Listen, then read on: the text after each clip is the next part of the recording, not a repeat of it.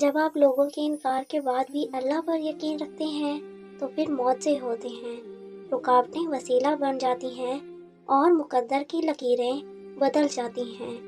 لوگوں کی ان باتوں پر دھیان نہ دیں جو آپ کو نا امید کرتی ہیں، بلکہ اپنے رب پر بھروسہ رکھیں جو ہر چیز کو ممکن کرنے پر قادر ہے۔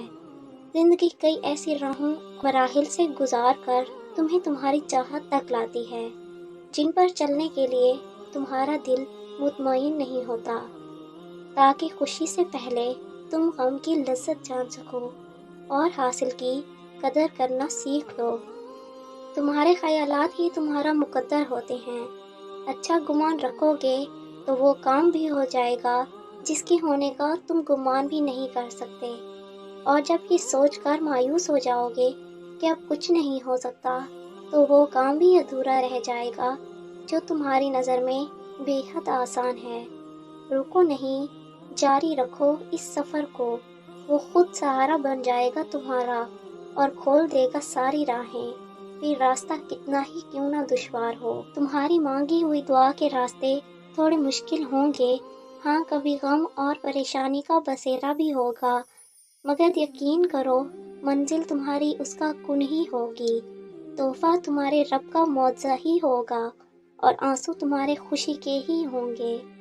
یہ لمبا راستہ ایک دن ختم ہو جائے گا اور تکلیفیں ضرور دور ہو جائیں گی، اور یہ دن بھی گزر جائیں گے اور واپس نہیں آئیں گے، اور یہ جو آپ کے دل میں توڑ پھوڑ ہے اس کو اللہ دور کر دیں گے۔